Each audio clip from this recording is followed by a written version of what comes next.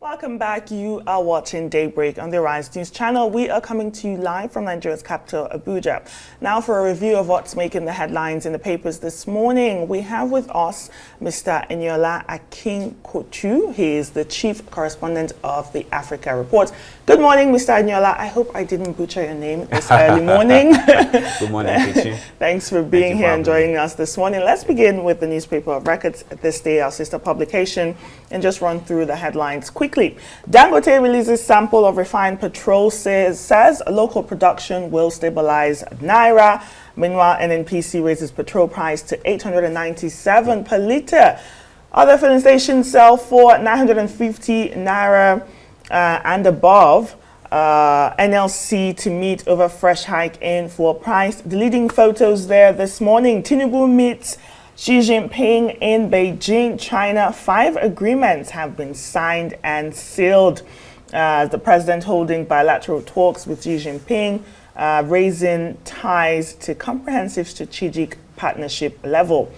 PDP governors reply Wike FCT minister says his threats unbridled, irresponsible and unacceptable.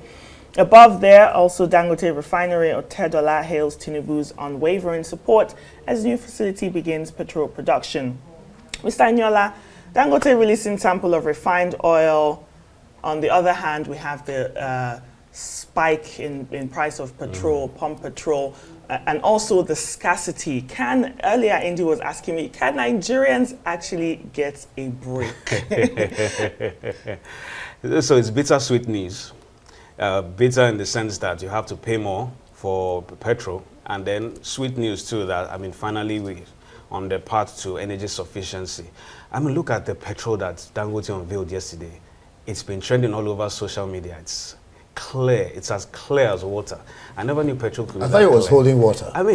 and if you've seen, if you've watched this movie before, this series, Breaking Bad, there's this, they call it Heisenberg level of purity.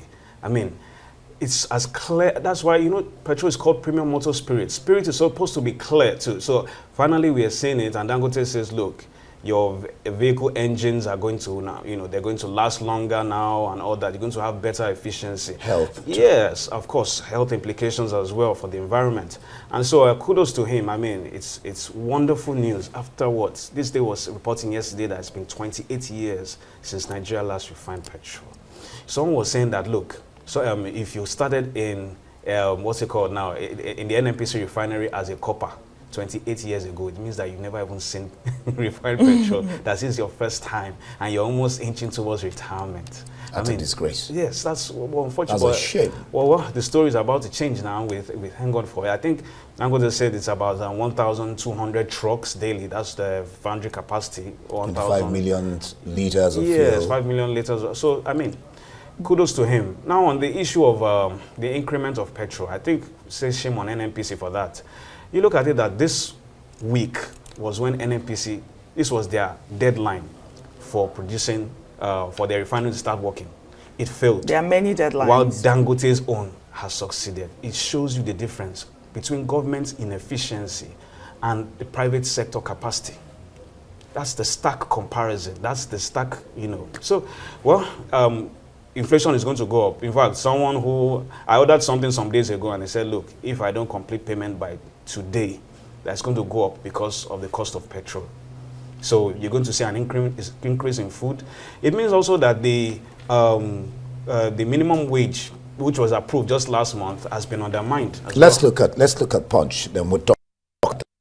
Let me just read out some of the stories there. The main story, of course, I'll come back to petrol price hike, labor demand reversal set to meet. Marketers await Dangote refinery pricing template as NNPC or emerging sole buyer. But on topmost, hunger protest, police quit staff of what Britain, PDP governors Wike says they serve former Rivers party leader. We'll come to that in one of the papers. Power generation hits 5,330 megawatts, first time in 3 years. We'll keep hearing these stories. And then some other stories there. But let's look at this petrol price hike, labor demand reversal set to meet. Now, the funny thing from this story is that Ipman is a dagger drawn. Ipman wonders why NNPC is the off-taker. That is what Ipman is saying. FEC working on new pricing arrangement. I don't understand that. NNPC, that just increased the price, is working on the new price arrangement for the Dangote refinery petrol. Dangote himself confirmed it this morning. He says price control. They're waiting for NNPC. They're waiting for NNPC. And then FEC is working on new pricing arrangement.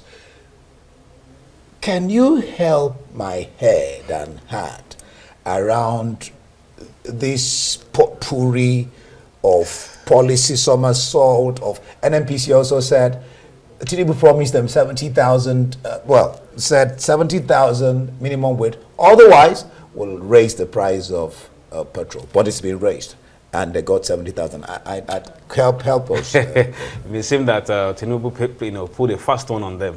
Although one of the president's aides, Abdulaziz, said on X last night that NLC was telling lies and all that. So we want to see.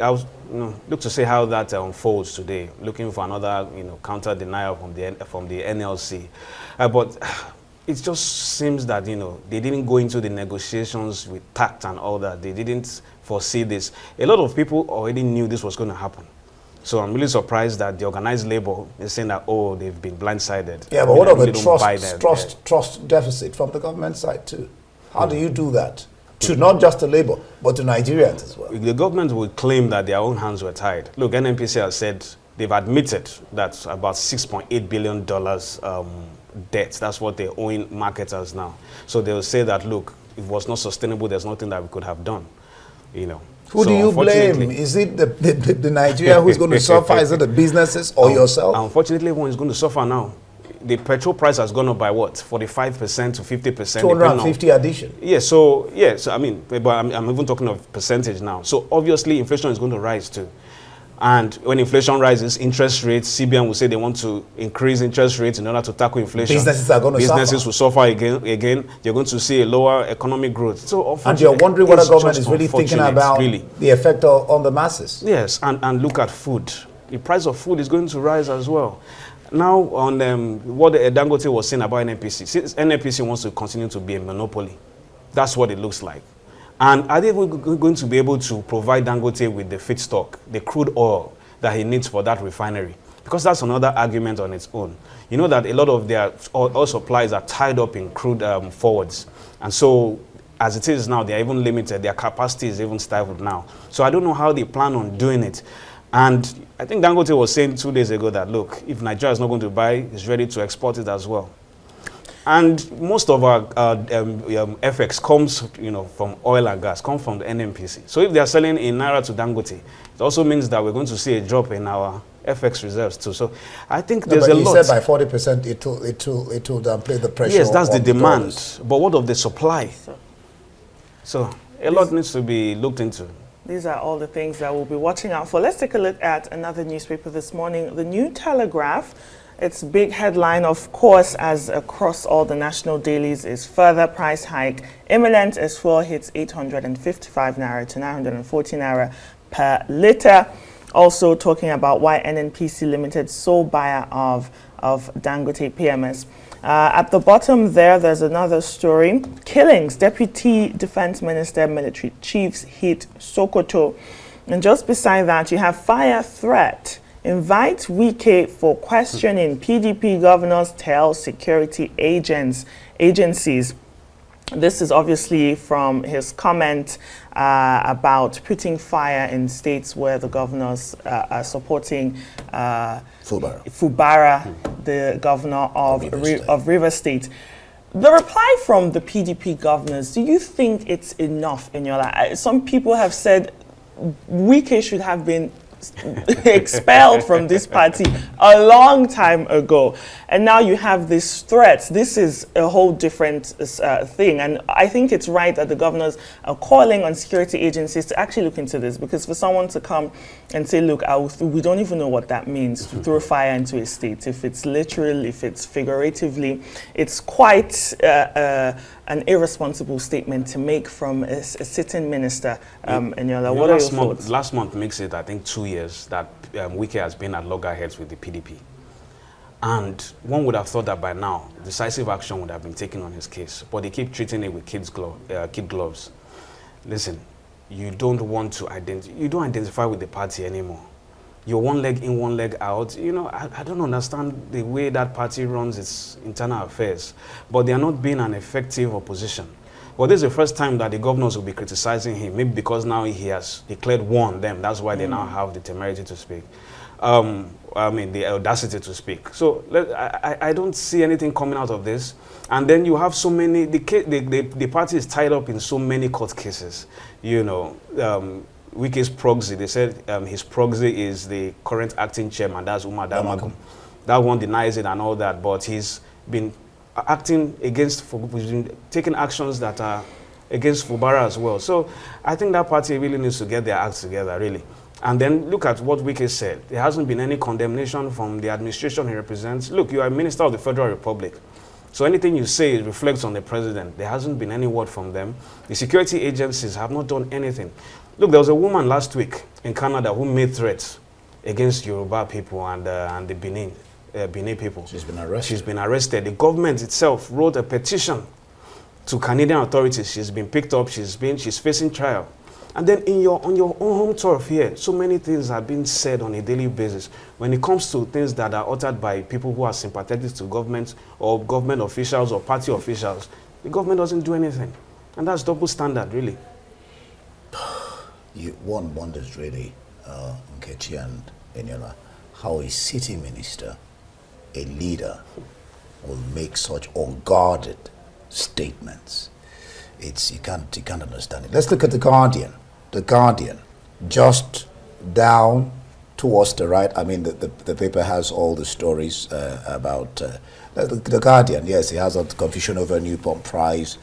Talks about suspected secessionist in Anambra State. Then you have the OB story there, and PDP governor speaker. But then that story there about the World Bank, Nigeria being the third most indebted nation in the world. The Catholic Church advises Nigerian leaders on responsible borrowing. It says here that this figure, the Catholic Church of Nigeria has advised the federal government on the need for responsible borrowing and lending in a one-day workshop in Boko.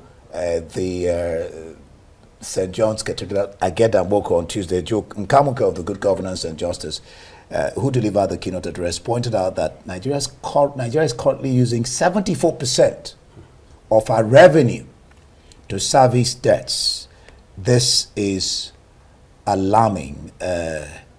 Eniola, what do you make of this? You know, the administration has been counting it as an achievement. They said that what they inherited was almost 90% revenue to debt ratio, and that now under their watch it's come down to about this 70%. So they're counting it as an achievement. Now, between July, or is it June, 3 months, Tinubu has increased the debt. Oh, yes. Yeah, from this report. They will tell you that, they inherited a huge mess, but the rate of borrowing has actually dropped. You know, the ways and means borrowing, I think it's about 7 trillion that this administration has taken so far.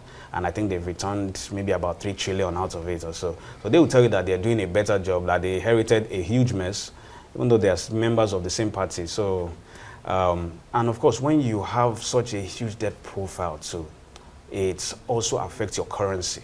You see that when Obasanjo came in, that he cleared Nigeria's debt, cleared everything in one fell swoop. That's the first time that ever been done in Africa.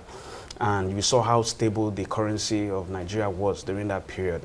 You know, so I think, what are they even using the money to do? That's the most important thing. That's what they're talking. The company should be talking because about. Because now they've gone to China too again, and it's still about, either they're tying it. Hopefully, if they're tying it to projects, then it's something that's reasonable and sensible.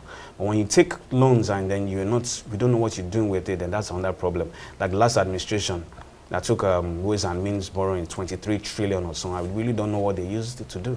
Question is, how long will it go on this route? I think it's good that you mentioned that challenge. It's now how to ensure that these borrowed funds are utilized effectively to generate that economic growth. All nations borrow, actually. And exactly, and it can outspace the rising cost of debt services. And also talking about Nigeria being in China, the president is in China. They said they've signed 5 agreements. We have that story on the front page of This Day. But Nigerians on social media just see it as another shop talk, another international jamboree, another way to spend Nigerian funds that we don't have. When are all these MOUs, these billions of dollars, going to actually manifest? We watched the Minister of National Budget and Planning, I think it was earlier, talking about the MOUs that were signed and some that he signed on behalf of Nigeria. And my God, I can tell you, Eniola, I didn't understand what he was saying. He didn't explain what the MOUs were. He didn't explain the impact that it will have on Nigerians or why they are actually signing in, or even give us details of those MOUs. We know the name. I know there are 5 of them. There's cooperation between Nigeria on jointly promoting the Belt and Road Initiative. There's one between China Media Group and Nigeria Television Authority. There's one on media exchange and cooperation. There's one on peaceful application of nuclear energy. But I think in Nigeria, we need more communication from our leaders. We need to understand what you're doing in China, how it's going to affect your country people that are grappling with all the issues that we've been talking about. All right, we'll just take a short breather and come back and discuss international papers. Don't go. All right, glad to have you back. You're still watching the paper review. Now we'll go international, and let's start with the Times newspaper. Among other stories there, you have Starmer and U.S. at odds over Israel arms sales. I mean, the story has it that U.S. is refusing to follow UK lead. UK surpasses, or rather suspends, 30 firms, denies them licenses. Netanyahu describes this move as shameful, and it encourages Hamas. You'd expect that. U.S. warns UK it could damage talks, the ceasefire talks. And then UK says it has a duty to follow the law. The UK Defense Secretary John Healey, look at his quote. He says, sometimes your closest friends are the ones that need to tell you the hardest truths. What do you make of this breaking ties between UK and US and the concerns Gaza? It's quite surprising too, because most of the time wherever the US goes, the UK follows.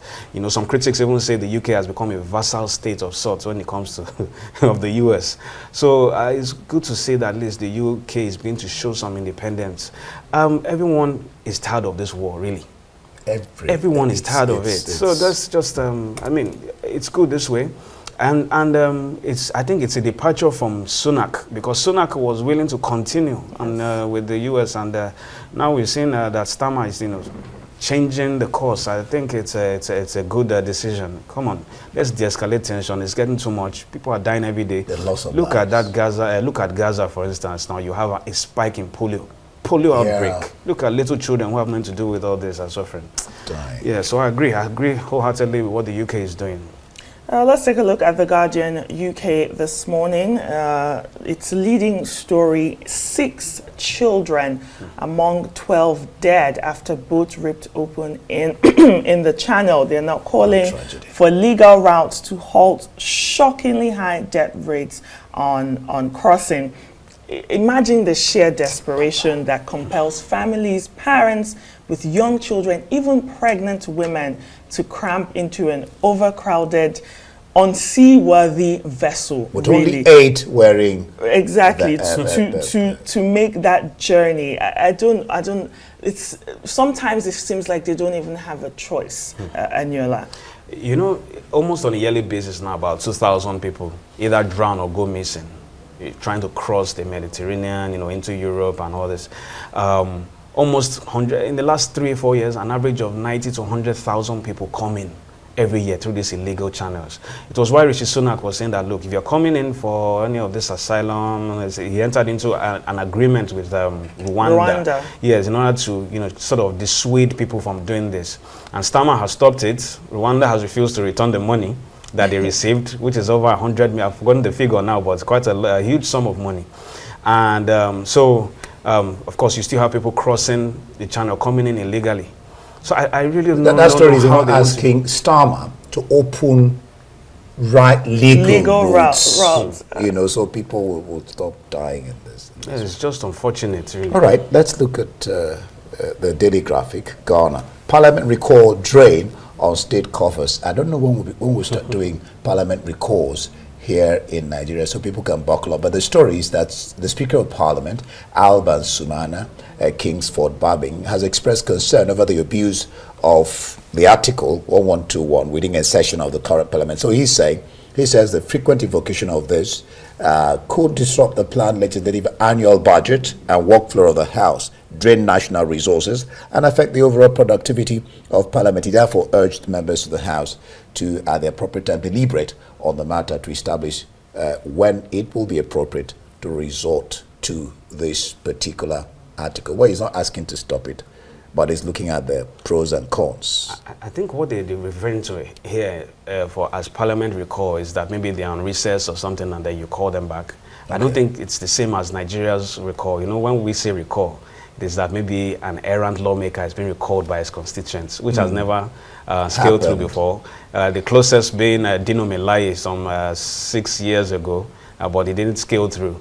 And so I think their own is that if they're on recess or maybe they're on break, then you call them back abruptly, that it affects their calendar and all that. Well, I really don't understand.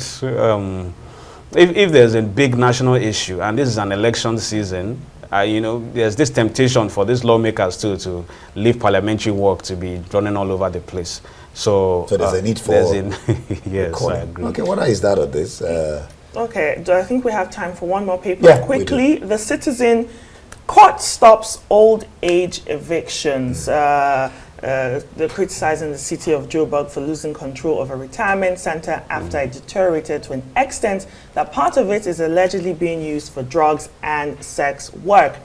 We must just ask ourselves, how did it get to this point? Why has the city of Joburg allowed a facility that is intended to provide care and comfort to the elderly to spiral into such despair, Eniola?